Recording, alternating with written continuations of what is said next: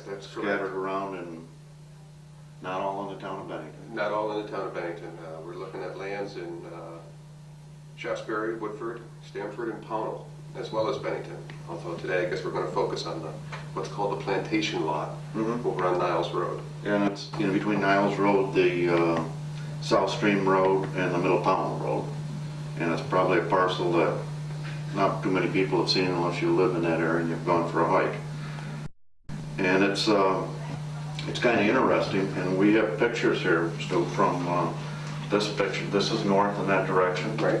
And this would be the Middle Pownell Road. This is the Niles Road, and the South Stream Road's over here. Right. And right here is and there's a little discrepancy. It's either 42 or 47 acres. This picture was taken in 1942.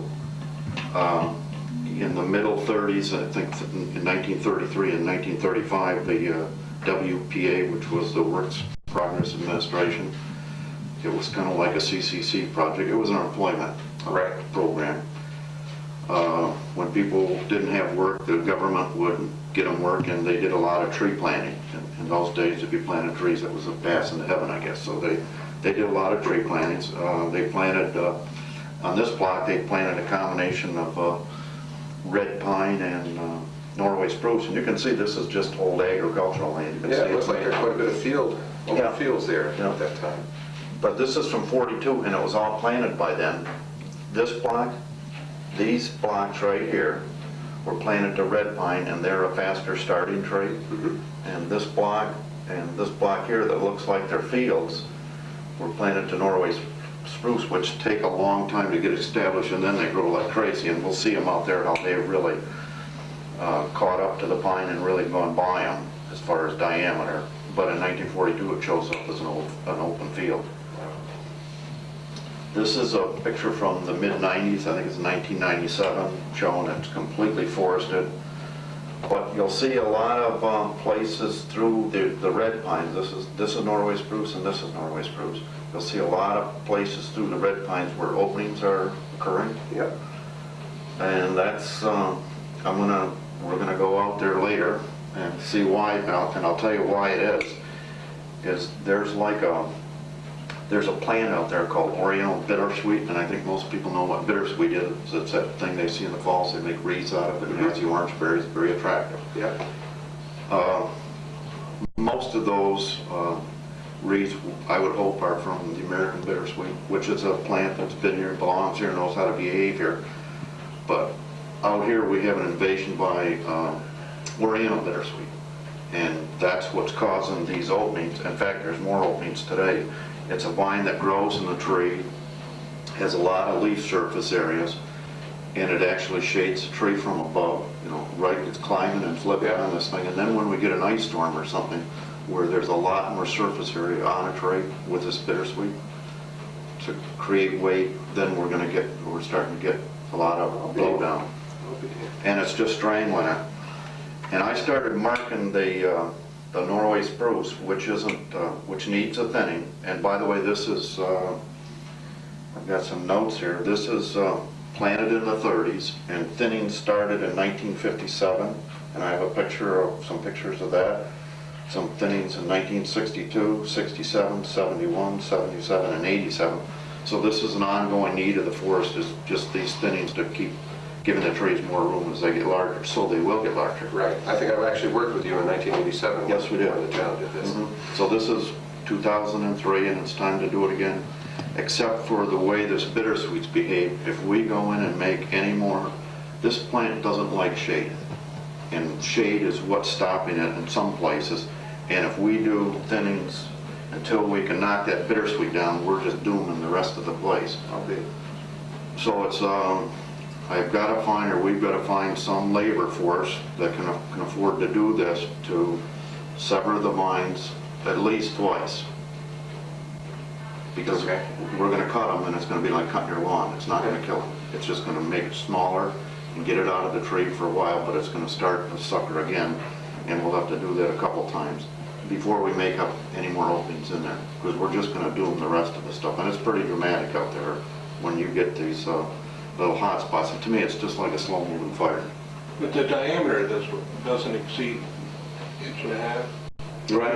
It's Yeah. quite small. Yeah. Brush cutters would cut it. Oh, yeah, and it's spongy. It's not even a hard, yeah, you could go through. Pithy, I described Yep, it. yeah, you could go through pretty fast, except there's a lot of acres. But I think you can see why, even though the rest of the place is screaming for a thinning, why you wouldn't want to do it to bring in this unwanted guest. And in this species of plant, we call them invasives. Yep. They're from another hemisphere. They're from the Orient, and they know how to behave over there. But I compare it to an unwanted guest that comes to your house, and you think, my God, they're never going to leave, and it gets so bad that you end up leaving. And that's what these plants do. They just take over, and our native species aren't used to that kind of competition. They know how to work and compete with other things, but. And you've just become aware of that there, or everyone's just become aware of the great problem associated with it? Yeah, both. From 1987, it was there, and it was down at the northern end. There was some of it down here and some of it there, but now it's all the way through here. And you just look at the sunny areas or the spots were opened up, and this thing just, took advantage of it. Well, And it sounds like, I mean, what kind of a work crew would you need? I mean, are you talking, how many people, what kind of equipment are you talking about? hand tools. It'd be snippers or a little bow saw. You don't need anything with a motor. Frank Lamb, that was at Mount Anthony for years, his class, they used to go out there and do some work. And I understand he's back at the CDC. Or well, it must, that's a bouncing ball. It's either up or down. I don't know if he's there today. He wasn't there when I called him a week ago. okay. Well, that sounds like something either we could work with the CDC folks on, because actually they are approaching us about doing some forestry management practices in some of our smaller parcels, like the Woods parcel and things Yeah, like that. this would be a great spot for them, except this wouldn't be a learning experience. This would be a Right, labor. work. Yeah, and I don't mean it's hard work. It's just saying, if they worked on it a couple days, I think that'd be great. But there's a correctional crew. Yes, that's it. That was the other thought I had. Yeah, well, that's what I was thinking of too, that there's people that need to do community service, and that's just something like picking up the roadside. I know, and they've actually been calling us this year looking for Ah. jobs, especially in the springtime. They want to be able to get their people out and get them going, so. Well, this would be a great place. Sounds like it is, sounds like it is. So you've got some pictures here, though, of Yeah. some of the old cuts. Yeah. And we were talking about that earlier, trying to identify some of these individuals that were involved back then. And we were looking at, we got T. Gary Buckley here and Paul Kelly were the two people that I know and are contemporaries of mine. The others go back before my time here. Okay, this is Richard Van Sanford, and they were all three selectmen in 1957. And this is my counterpart, Dave Barton, and he's taken the selectmen on. And this is their first entry into the forest since it was planted in 1957 for a thinning. And the trees were 57, well, they were 12 and 14 years old at that time, 12 or 14 years old. And they're planted with, it's like planting your garden. You go through and the lettuce and the carrots and the radishes, you plant them close together with the idea of going back and thinning and leaving the best ones and taking out the smaller ones, and that's what occurred in 57. So is this what we're looking at again today, is something along these lines? Yeah. Where you actually cut a swath Okay. down through? This is called a row thinning, and that's the first thinning you always do in a plantation, is you take a whole row out, and it's usually like every third row, meaning that the two remaining rows each have a side open, 180 degrees open to grow, and that allows for machinery access. The trees, when they're that close together and everything, when you cut them, as Claude knows, they don't have a lot of weight to them, and they just they move about 3 feet, and then they're leaning up against somebody else, and you could almost cut 9 trees before you ever get anything down. So the first thing you do is you do a row thinning, and we don't have to do too much of that, but there's a few areas of the Norway spruce that were never thinned, and so we're going to go through and do row thinnings. And these were all planted on a grid? Yeah, about a 6 by 6 spacing. 6 by 6. Yeah, and you get about 1,000 trees per acre when you plant on 6 by 6. So when one row is missing, you've got 11 feet or so between things, and that's wide enough for a piece of equipment to travel through. Yep, yep. But when it's usually done, the first thinning isn't like every other row, right? It's No, it'd be about every third row, leaving 2, and so both the 2 rows remaining each have a side that are free to grow. And then after that, we're taking the smaller trees, which aren't the best candidates to remain and to grow fast. We're always leaving the best and taking the smallest out. And you said 57 was the first treatment, but then something took place only 5 years later in 62. Mm-hmm. And then there's some Yeah, the state, I don't know, product. the state used to have they still have them? I don't think so. I think it's been a few years since it's been. Okay, and these were small trees, and they were being taken out to the Windsor prison. They used to have a mill, and they made guardrail for the state when they used to use wooden ones. Now it's metal. Yeah, and I guess the last I knew, they were still putting wood in between the post and the rail. Sure, on the ground, isn't it? Here, a piece, then some. Yeah, I mean, a foot off the ground. Oh, I don't know, there's some right on the very base, I think, to keep that wash out from going in between. Oh, is it? Okay. Yeah. So they use a little bit of wood, but not as much as they did, and that was a good use for the small material. Now the trees are bigger, and one of the things I'd like to show you out there is that all these trees were planted almost on the same day. When you get in these blocks and the difference in size, I think the biggest spruce I saw out there was 26 inches in diameter. And the smallest one, the same tree planted in the same soil, planted the same day, is 4 inches in diameter. So some of them, it's kept suppressed 50 years from now. it'll be 4 1/4 inches. Yeah. So that's why we thin this, to get those trees to 26 inches. And really, that's probably a little bit more superior tree than the rest of them, and the other one might be a little bit inferior, but more to do with the spacing. And there's a picture from the 57, and they were bushy enough then that they were bundling boughs of Norway spruce. For brush, for Christmas time, for brush, for wreaths and things, yeah. And this is Jim Lounsbury from Pownell. So it's a nice history, and we were looking at this picture here of unloading the material to go to the prison, Windsor prison, and it's a combination of some independent people and people from the prison, and they have a black mask on all the prisoners, because I guess you're not allowed to put them in the paper or something. But okay, let me see. And this is going to be the first of a process where we're going to be going through all of our woodlots. Mm-hmm. I don't know how many acres we own, several hundreds of acres. And Did we talk about what towns they're in and why? yeah, initially we mentioned the towns they're in. The reason why stems from this report that we put together for the select board. Initially we contemplated selling off some of our woodlots. Mm-hmm. And the select board eventually, after reviewing the report, decided it would be more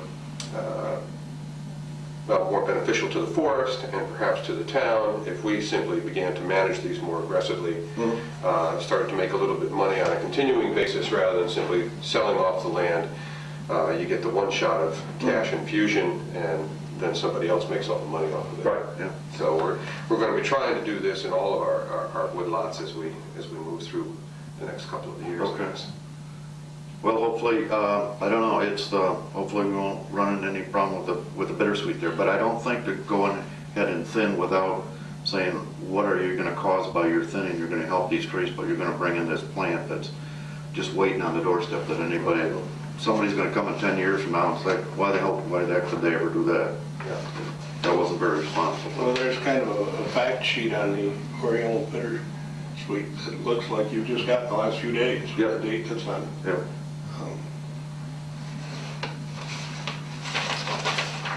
And it's like all things, I guess if we found a use for bittersweet, and everybody knows what the best, a great use would be to make wreaths and make a lot of money, but we're just spreading the seed.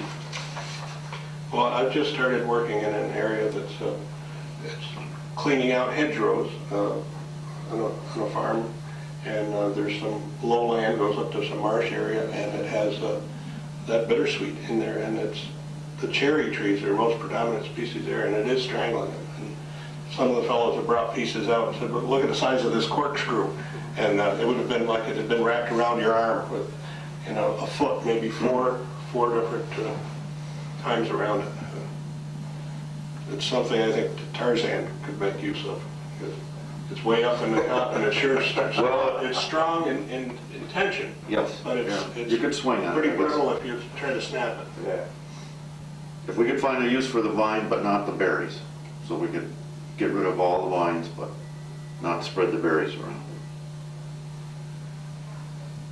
Well, I know years ago I used to get rid of burdocks for a person, and cut them flush and dump salt on it. Mm-hmm. And that was a one-time cure for burdock. But I don't know if there's something you can put on the cutting that will keep it from sprouting again. And Yeah, there probably is. It's just whether somebody wants to go in to do that or not. Right, I mean, we're that's, looking at a 47-acre parcel. But I think, as we talked earlier, I think if we bring in perhaps the work crews. yeah, if they're looking for work, and Yeah. this is something that has to be done, should be done, Yeah. and it just seems like a match. It seems like a Right. good deal for everybody to. I think we can do that. And I think as we go through our forest, if we find that that is prevalent in some of our other, I don't know what kind of a forest you'd call this. I mean, it's not the very steep sloped. This is a relatively level parcel. Right, yeah. Does this exist in the higher elevations where we've got woodlots? No, I haven't seen it anywhere in the whole county like you have here. Okay. So it's like a fire, and it's starting to move out. It's going to go wherever the seed can be spread by birds. Yep. does that have like a seasonal high water table? No, this is, if anything, it's it was nice old farmland in the 1930s. It was just that when you look at this, this land is remote from roads. So I think the only reason it was let go is because the land around here was closer to roads, and this was back not far for pasture, but far for crops and everything. Our access to this is off of this drive, that roadway, right? Isn't that how we come into it? Off of Niles Road? No, that's what we did before when we were out there. Yeah. The Strohmeyers let us go in that way, and that makes more sense. Actually, the right-of-way, the town right-of-way comes in through a cornfield and comes across there, and there's a low wetland area right here. If we could get the Strohmeyers to let us come through this way again, this is a much higher, drier area. Before we had to put in, the contractor had to put in 2 gates to keep because there was cows out there pasturing, and that worked out great. They respected. We, open the gate, close the gate every time you go through, so great. The cows weren't out there. But that's a much better way in. Very good. Now, when we manage a lot, obviously we're cutting down trees. What is the value of this wood in today's market? Because every time we cut, we're cutting the smallest stuff out there, but every time we cut, it's bigger. Does that make sense? Yeah. Okay. Today, as Claude knows, that the material they want for logs is down to about 5 and 6 inches. So what happened is the trees got bigger, and the market said, we'll take smaller trees. It used to be worth almost nothing. It'd go to pulpwood and it'd make newspaper print. And that's a very low value item. But today they're taking these things with logs down so small that there probably isn't Maybe any. 2x4. Yep. Yeah. And probably it would end up going to Canada. And then sold back to us. Yeah. The lumber could go. You could buy the lumber, but in the meantime, the log's going to go to Canada. They're going to saw it up in a very state-of-the-art mass mill up there and bring the lumber back to you. That's okay. And unload the lumber here at the local yard and pick up a load of the logs and take Yeah, care. all their trucks are running full. They're either carrying logs up or lumber back. I'll be done. And the only really spruce mill in the state of Vermont closed up about a year and a half ago. Yeah. And they were very close to Yeah. Canada. They were close to 91, and they just all day long watch these trucks going up to Canada. So if the town of Bennington acquires a few more woodlots, maybe you could start your own sawmill. I don't think you want to get into that. Well, thank you, Jim. Okay, so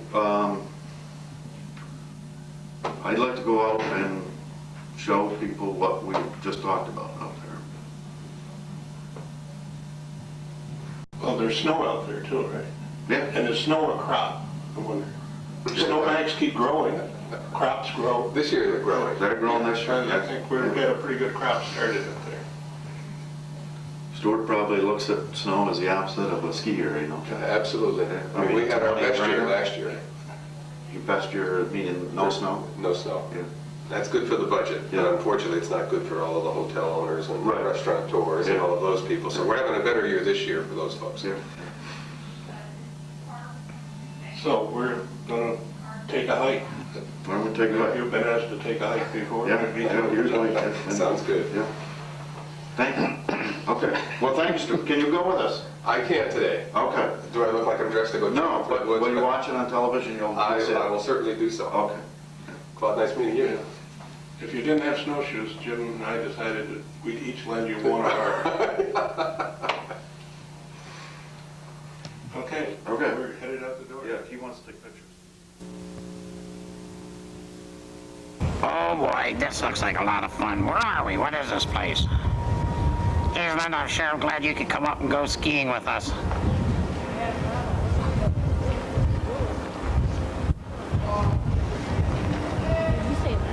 Hey, this is my kind of weather. I like it cold, yeah.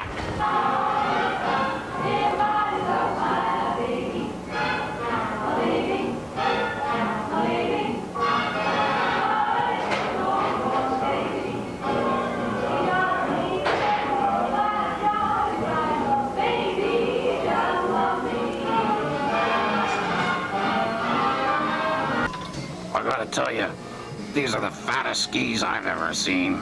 They're not skis, Pruitt. What are they? They're snowboards. Snowboards? Yeah, see these boots? You get into the boots and it's like surfing down the mountain on snow. Surfing on the mountain? Yeah. Wait a minute, this isn't the kind of skiing I thought we'd be doing. Maybe we could use some help. What do you think, Pruitt? Well, I definitely need help. I don't know about anyone else. Is there somebody around here who can help us? Hey, can I help you? Yeah, we're looking for a snowboard. Yeah, what are these things called snowboards, huh? Okay. We've got this snowboard here. What this is, it's a 153. It's what we call a directional snowboard, which means that there's a distinct nose and a distinct tail. There's also twin tips, which is no difference from the center of the board out. The directional boards help better with the turning. You can see the side cut. Turn? You gotta turn on these things? Yeah. They don't have a steering wheel? No, the side cut of them is what helps them turn. You'll notice when you put it up on the side, and the weight will help you make a turn. We've also got what we call camber, which is a lot like the skis, which is the bounce straight down, which also helps with the turning. Now, I have a question. Can I do this? Do I need two of them? You probably would either need two of them or learn to stand on your hind legs. Well, I can do that. I do that when I go after honey on the honey trees. Yeah, I can. How long do I have to stand on two legs, though? Oh, probably the whole time you're riding. Oops. Maybe I should get two of them. You could try two of them. Two for the left pairs of feet and two for the right, right? Two for the back and two for the front. And you go straight down that way? Well, you got to make some turns, but yeah, Oh. straight down. Oh. Well, what do you girls think, huh? I don't know. I kind of like that one, Bruin. What about you, Linda? I kind of like that one. It's pretty nice. Are we gonna try the snowboard, or you gonna? Can we try it out? Sure. All right. What do you say, Bruin? Okay, let's see if I can even get on one. But how do you? I don't understand. How do you balance? How do you do this thing? Well, you need the bindings on it. Is there any way we can practice beforehand? Well, you need the right equipment. You need the boots. The only other way to practice is probably a voodoo board, which helps with the balance. A voodoo board? Is that a witch board? No. No, a voodoo board is a balance board made here in Vermont. It helps people train with balance, and it's also pretty fun. Oh, why don't we try that first then, Roy? Yeah, before that, I don't know if my feet can go that way. Well, let's at least get a demonstration. Okay, can we do that? Can you show us what that, Sure. that witch board is? Yeah. Voodoo, not witch. Voodoo? Not Yes. witch? Oh, sorry. This is that witch doctor, no, not witch doctor. What's the other word? Help me. Voodoo. Oh, yeah, voodoo. Is this the voodoo board? This is how I learn how to do this? Yeah. How do you do that? All right, what the voodoo board is, just this deck here. Has this that goes in the groove on what we call the rock. And basically it helps you find your center of balance. By moving back and forth, you get used to where your center of balance should be. And it also helps with some tricks on the board. Do tricks too? Yeah. Oh, I don't know if I could do that. How long does it take to learn to do something like that? Just a couple of days. A little bit of practice. I think I'm gonna go back and hibernate. Can I try that now? Sure. Do that. Be careful, Bruin. Don't hurt anything. I don't know. I could really get hurt on here. I don't know. Oh, I seem to be doing pretty good though. Let's see if I can do one of those turds. Hey, this is fun. Maybe we'll do this after all, huh? Yeah, I like this. Hey, did you see this? This is scary. Is that somebody who didn't make it down the hill? What is this? This is just a display. The skull isn't real. We just try and sell our helmets with a little sense of humor. Oh, boy, that scared me. I thought maybe somebody didn't make it down the mountain, and that's all that was left of them was that head. Hardly ever happens. Well, good. Thank you for all your help. We're right. gonna go on to see if we can get some skiing in. And snowboarding. Bye. Thank you. Oh, Miss Linda, I don't know about this snowboarding. Oh, I fell again. Oh, this isn't working. I tried 2 boards, they didn't work. Tried 1 board, it's not working. Wait a minute, here I go. I'm going backwards, going sideways. I don't like this. I thought I went down the hill. Let's go in and try ski. Let's go rent some skis. Okay? Okay, let's go. Where do we get the skis anyway? I don't know. I think it takes down here, bro.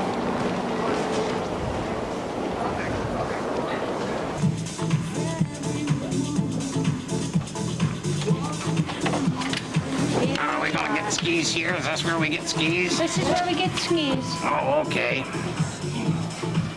Well, I like the music. That's good music. Alright, kid. Good. Oh. What do you think of that? How's that feel? That feels pretty good now. And then I put my, I'll never be able to eat honey with these things on, that's for sure. And then I put my skis on those, is that it? That's it. Okay. Well, I guess next stop is skis then, huh? Thank you. Oh, those are my skis. Those are the ones I'm gonna go down the mountain on? Yep, those are the ones. Oh, okay. Mary, Miss Linda, I'm on backwards. I got on this thing backwards. Turn me around. Oh, I can go all the way to the top like this. Oh, this is not a good start at all. Yeah, get me pointed in the right direction. Here we go. All right. Here I come. Oh, how do you control this thing? Oh, I don't know. Let's see, go over this way. All right, okay, here we go. I'm disappearing. Oh, little hill. Maybe I can do a jump. That's right. Give me a little boost. There we go. Go on, Linda. Oh, Linda. Oh, here we go. Going down. Oh.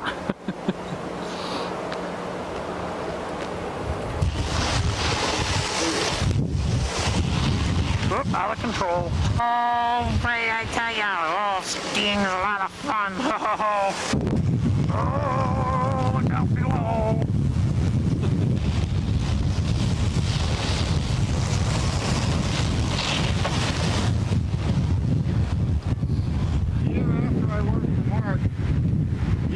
Oh, you got hit by a snowball.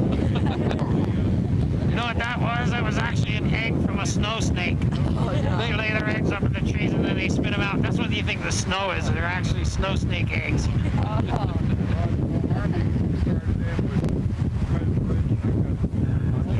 Let the snow snake alone. Well, that was a lot of fun. I'm hungry. Let's go get something to eat. All right, look at this. What's this place? Come right in.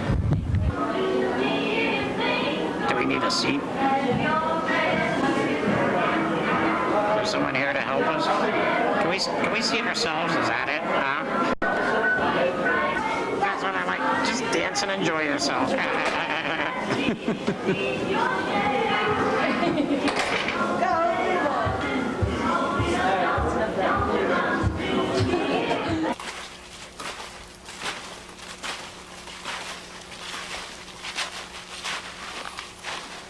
Well, this is one of the main intersections of stone walls, a four-way one we saw in the aerial photo. Yep, there's 4 fields made here, Claude. We have a wall running this direction right through here. One running up here and continuing on down. North-south, general. Yep. And east-west. And here to our northwest quadrant, There's our Norway spruce. Norway spruce, and our southeast quadrant, Norway spruce Norway spruce, and red pine and in the other one. red too. pine, yep. Yep. And look what you got right there, Claude. Hold on to that red pine there. So the rows are evident now, finally. Yeah, and this is east-west rows of, in the days it was planted in the 30s, it was open fields, abandoned agricultural land. And all these trees here are the same age. Yep, probably planted within days of each other, same type species in blocks. The same species over here, all of them the same soil, the same. As near as everything can be to each other, everything's the same. And Tremendous difference in size, though. in height, diameter, In diameter, yep, mainly in diameter.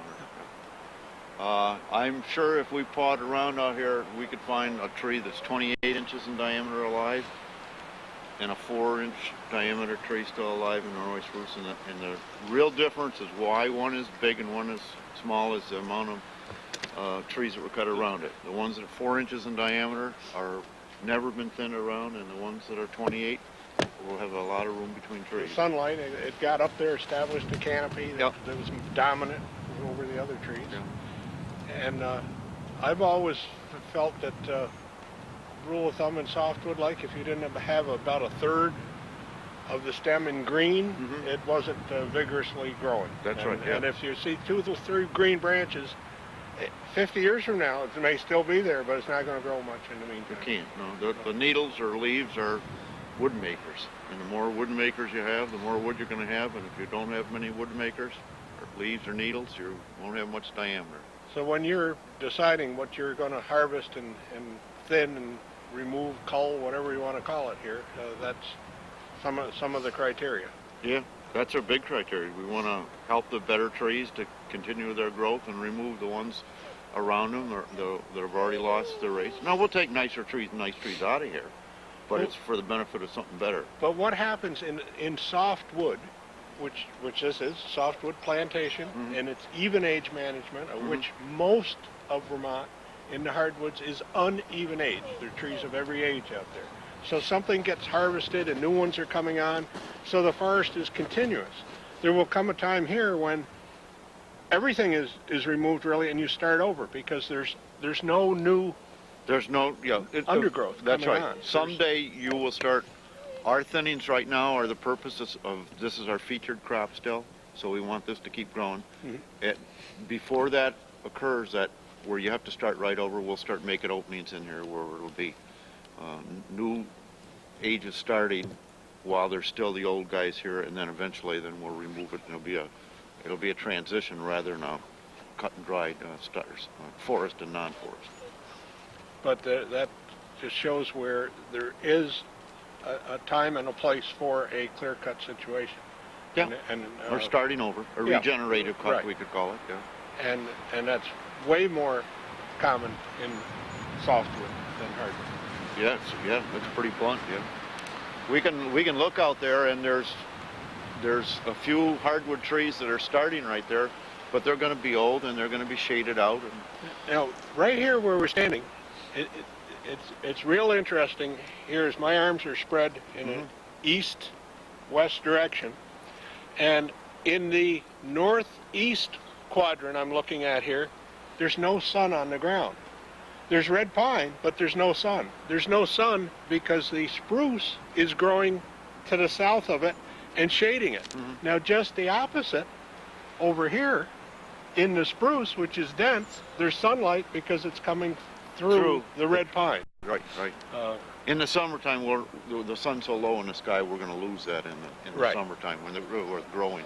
But it's pretty interesting right here to see The opposite of bright, just the opposite in the stand because it's the adjacent stand that's causing it. Jim, it was certainly warmer back in the town manager's office, but it's still a nice, typical winter day. Winter January day. A little bit of snow fluttering down from our daily flurries. And the main reason we were out here is to look at this Oriental bittersweet that we were talking about, this invasive species. It's And you don't have far to go here to see it. And in reading this little pamphlet, it says the native range is Eastern Asia, Korea, China, and Japan. So it's a long ways from home. yeah. And description. Oriental bittersweet is a deciduous, woody, perennial vine in the staff tree family, which sometimes occurs as a trailing shrub. Also known as round-leaved and Asiatic bittersweet, stems of older plants sometimes grow to 4 inches in diameter. Leaves of Oriental bittersweet are glossy, rounded, fine-toothed, and arranged alternately along the stem. Clusters of small greenish flowers emerge from leaf axils, allowing each plant to produce a large number of seeds. At maturity, globular, green to yellow fruits split open to reveal 3 reddish-orange, fleshy arillus that contain the seeds. These showy fruits have made Oriental bittersweet very popular for use in floral arrangements. Since the plant is easily confused with our native climbing bittersweet vine, which flowers at the tips rather than along the stems, it is imperative that correct identification made before controls are attempted. So we've got the good bittersweet and the bad bittersweet, and we'd like to keep the good around. Yeah, and our good or native bittersweet is not aggressive like this one is. No. It behaves itself. If you planted it somewhere, it'll stay right there. And this act's completely different. Close relative, but... The ecological threat. Oriental bittersweet is an aggressive invader that threatens all vegetation levels of forested and open areas. It grows over other vegetation, completely covering it, and kills other plants by preventing photosynthesis, girdling, and uprooting by force of its massive weight. In the northeastern United States, exotic Oriental bittersweet appears to be displacing the native climbing bittersweet, which occurs in similar habitats through competition and hybridization. In the United States, Oriental bittersweet currently occurs from New York to North Carolina and westward to Illinois. Also eastward to Vermont, because that's where we are. Yeah. Oriental bittersweet infests forest edges, woodlands, early successional fields, hedgerows, coastal areas, and salt marsh edges, particularly those suffering some form of land disturbance. While often found in more open sunny sites, its tolerance for shade allows Oriental bittersweet to invade forested backgrounds. It was introduced into the United States in the 1860s as an ornamental plant. It's often associated with old home sites from which it has escaped into surrounding natural areas. It's still widely planted and maintained as an Oriental vine, further promoting its spread. Oriental bittersweet reproduces prolifically by seed, which is readily dispersed to new areas by many species of birds. Its seeds germinate in late spring and partial to dense shade. It also expands vegetatively by stolons, above ground stems, That's like grass. and rhizomes, underground stems, and through root suckering, the ability to send shoots up from the root. Current management approaches are when hand labor is practical, vines can be pulled out by the roots and removed from the site, preferably before fruiting. If fruits are present, vines should be bagged and disposed of in a landfill or left in the bags and allowed to bake in the sun long enough to kill the seeds. So it's not easy to get rid of. No, and not when you have 20 acres of it. Right. Or 30 acres of it. Yeah. Some people unknowingly, me among them, and a lot of other people have always gathered bittersweet in the early fall and made wreaths on it because it's a very attractive thing. In the last, when was this adopted? In the last year or two, we have a quarantine on noxious weeds, and we have a list of all the noxious weeds in Vermont here. The one that's highlighted is our Oriental Bittersweet. It's a Class B noxious weed, and let me show you what that means. And I hope everybody can appreciate why we have these things, why we have quarantines. At the end of the show, I think they'll know. The Class B noxious weeds, the movement, sale, and distribution of them is prohibited. And the penalties are not to exceed $1,000 per violation. So it's a pretty serious penalty for movement of Oriental Bittersweet. So if someone here made a wreath from the wrong kind, which could happen, probably has happened. Oh, yeah. And then they give it to a friend or relative, and they take it home to Massachusetts or whatever. Yeah. And they hang it on their door, and then when they're through with it, it goes in the compost pile out in the backyard somewhere, and They're going to notice in a few years. they're going to have it growing. Yep. It's a very aggressive plant. So let's see why it's so bad. And this is a state level regulation, or Yep. is that U.S. Department of Agriculture? of the state. The state. State, yeah. And I think there's probably 30 plants that are on that list. Mm-hmm. And we talked about some of the bad ones. There's milfoil and some of the famous ones. Well, we've Purple looked at loostrife and purple honeysuckle. loosestrife, the honeysuckle Yeah, we've looked at in our motherflower rose. program. Yeah. Okay. Now we're adding another one to this. Okay. Well, where there we you could almost touch some there, and that is growing up a grapevine. Yeah. Here we've got 1, 2, 3, at least 3 vines growing up a grapevine, which ultimately growing up a red pine. Yeah. And not far away, here there's more of them. I mean, you can't begin to count them all. No. And this is a lot smoother on the outside than grapevine, and it doesn't have the, I call it nodes or whatever, and the grapevine's a lot stringier. So this is smoother. Yeah. It will break fairly easy, especially if it's dead. But in tension, it's extremely strong. It's like pulling on a steel cable. I think you were talking about it's a Tarzan vine, right? Yep. It's going to support a. And look at the way it's knotted right in here, Claude, among its. Itself. It's probably going to kill itself right there. But. Yeah. And we're in just barely in the northeast corner in the red pine, and we've got it all over. All over. Hardly a tree that doesn't have some indication of it. Uh-huh. And 30, 40 feet away, over here in where the dense Canopy. mass canopy of the spruce plantation, it's virtually non-existent. Yeah. And that's why you're concerned there that I don't want to. that's ready for some harvesting, but Yep. that's going to I'm sure- encourage this. Yeah, the light is going to. We're going to put light on the ground over there, trying to benefit the spruce. In the meantime, this guy's going to take advantage of it. So it's not worth it doing it until we can reduce the impact of this. Eventually, that'll close over. But in the meantime, I think that the bittersweet would start climbing those trees and start pulling them down, like we can see in the red pine there. And there was some harvesting activities in here, most recent was 10, 12 years ago. And at that time, I'm sure some of this was present, but it wasn't doing any as aware, damage. no. Yeah. And Yeah. it's It's in- epidemic proportions, you'd have to say, Yep. today. It's unbelievable. The camera can only show one piece at a time, where we can stand here and see hundreds of them in one view. So do you want to step in here and we'll see the difference in size of some of these Norway spruce? Yeah, where these trees of whatever type of tree you see here with the exception of some of the hardwoods. But of the softwoods, they were all planted at the same time. Yep. Same age. Yep.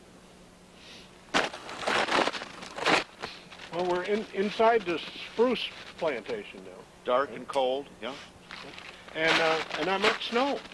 I mean, this stick to where it tried maybe is 5 inches of snow. And we're going to try and remember on the way out to Check the red pine and check the depth of the snow in the red pine, and the then check pasture it and the in- field. Yep. Yeah. Yeah, and it's gonna. This will be. That's why the biologists like to maintain a spruce cover, an evergreen cover in places for deer, because it's easy for a deer to move through 5 inches of snow. When we get to a foot over here and maybe 18 inches out in the field, you'll see the difference in them. And they keep some hardwood browse and Yep, on the sometimes edges. to create little openings to make it. And speaking of openings, there's a few trees missing in that area, and there is a little bit of hardwood That trying came to in. grow up. Yep. And also our biggest trees are around that opening. Yep.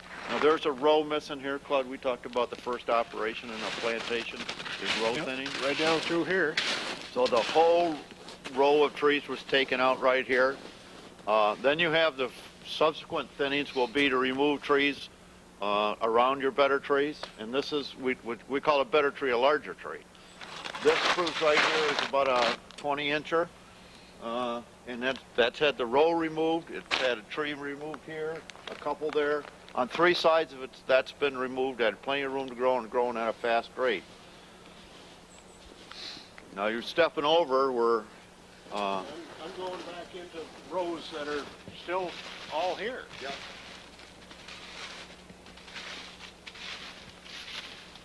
And this tree right here, which is still alive, Yep. it's got green branches, not many of them. Same age as the 20-inch one you're next to, and this one is maybe 6 inches. Yep. It hasn't been ever thinned around, and it's showing the effect of being crowded, and it's very slow growth. And Claude, if you thinned around it today, it would never take off. No. It's been suppressed so long that it's alive, and that's all you can say about it. So Hemlock is about the only that could species that does take off. Yeah. So you've got other ones marked here that when it's decided when the thinning will take place, the candidates of a tree that is not very, not growing very well. And there'll be trees that on 360 degrees around that tree that will benefit from the removal of those trees. And again, we're always removing the worst and leaving the best. And these trees have a capability of growing to 30, 36 inch diameter. Yep. The better ones do. Yeah. Well, again, we've got a shade in here, and that's what I feel is keeping the bittersweet out, and we've got to get rid of the bittersweet adjacent to it before we put our sunlight in here. So let's go see why we don't want bittersweet in here. Where it's growing in the red pine and what it's doing to it.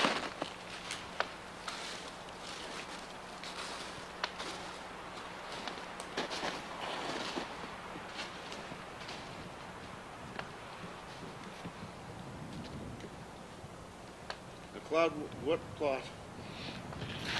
it like being a logger cutting in a spruce plantation on a day like today? Well, that's where you head for in the wintertime, but if you cut a tree, you can have a little snowstorm every time you cut one.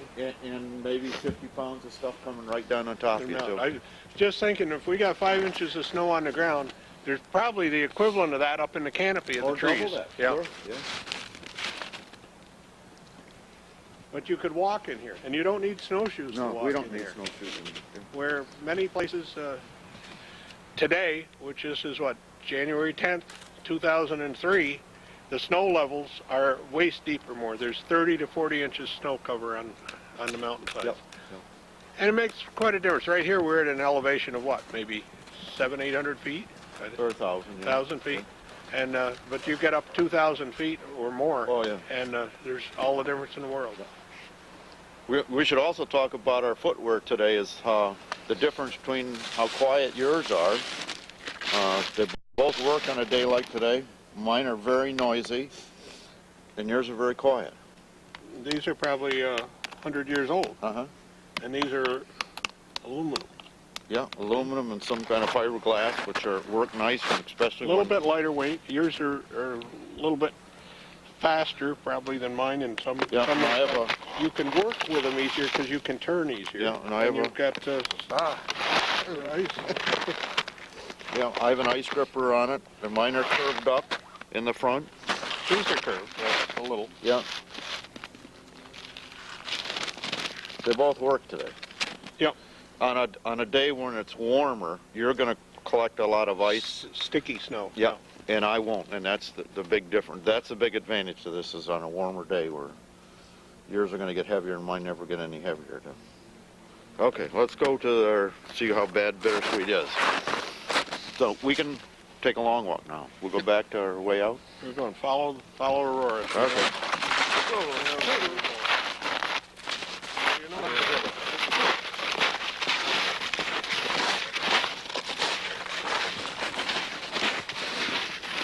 We're in the middle of this spruce here, and you don't have to look very far around to just see all the sizes that there are. And there's been some openings made, and that's why you got Nice tree. got some nice. The nice farther trees. apart they are, the nicer they are. And there's still that occasional little stunted Yep. tree that. And the little guys really aren't bothering the big guys anymore. No. I mean, it's to hurt somebody or to slow somebody down, you have to be almost equal in size or bigger, or somewhat close to it. But if somebody's 16 inches in diameter and somebody's 4, they're. And here again, it's dark, not much sunlight hitting the floor. There is a little bit of growth in here, ash. Yeah. And over though where the sun is with the red pine, that Many sun's trees. reaching there, and there's a lot more Yep. little hardwood stems growing. Jim, we've got all pine cones all over the place, spruce cones, all kinds of seed sources, but none of them are growing down here. No. Why is that? Probably 2 reasons. It's the mat of needles that are here. I mean, it'll be 2 or 3 inches thick of needles, and the seed falling on a needle is not a place for germination of a seed. And also, it's too dark. But there's pounds and pounds and pounds, or hundreds of pounds of seed that have fallen over the years in here. We could probably find 1 or 2 trees that didn't read the book, and somebody cuffed the needles apart, and so a seed germinated. But Well, we're pretty standing. safely say you're not going to find 2 spruce ever started in here. We're standing in a little opening here, probably like 20-foot square or so, and a little bit of sun got down here. And look what grew. A hot dog stick tree, Yeah, right? yeah. Oh, Striped that's a maple. strong one. Yeah. Usually that would pop. But look who came along here. Looks like a buck grub. Looks like a buckrub, yeah. He's traveling through. But that found a little, and that's your early cessational Successional. succotash. Usually I do that. Thank you. Okay. On to the red pine. Into the sunshine. Well, we're gonna. You mean like that? Well, the little feeler. Oh, okay. Yeah, we got the. And I know what you mean, but I think it may be up in the top. You know, I had trees that have been cut.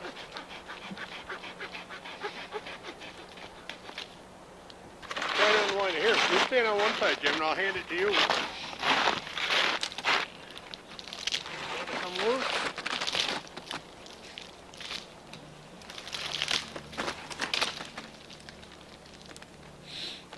Snowing.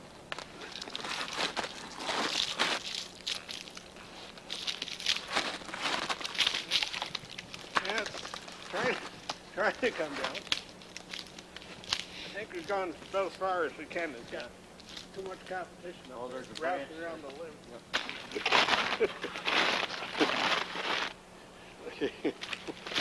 Can't get far enough. About a little bit. See how deep the snow is here in the red pine.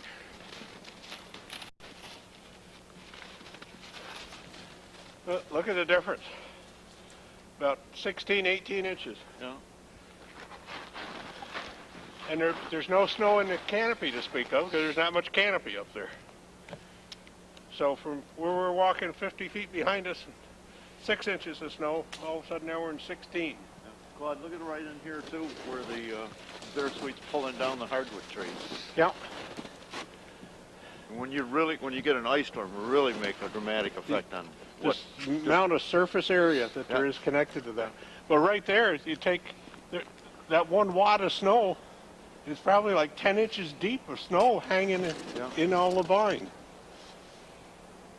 Standing here in just one spot without moving, I can touch at least 20 different vines. That group back there is probably 3 or 4 growing together. There's another 3 or 4 growing together. Just going around this red pine here, there's 2 in that group. There's 3 or 4 in that group. There's 2 in this group. Well, those are dead ones already.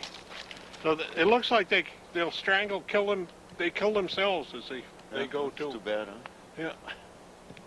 Not early enough. Just unbelievable of what they're doing, and now that's all dead. That stick is dead. But it's climbed over to this red pine from there. It's all supporting it. Yeah. And that's very hazardous working in the woods with this type of stuff, or grapevine too, because you're dealing with one tree to cut, and the first thing you know, that vine's hooked to another one, and another piece is coming back at you, being pulled over. So very, very dangerous working around grapevine or this wonderful Oriental Bittersweet. Here's the top of a tree, red pine, that came down to join us and shows what the vine is like up there. There's no berries on this one. I'm not sure. I guess it's live, but we've got a situation of a male and a female vine too. Yeah, bittersweet's one of the few plants that have a male and a female plant. So this will be a male plant. It's still pulls the trees down, though, doesn't it? Yeah. And it makes fertile seed, so it's as bad as the ones that have the seeds on it. I think that this guy could only climb a short distance at a time. That's why it's always tiny. And it does it on anything, right on itself. Just a little bit. There's four different pieces right there.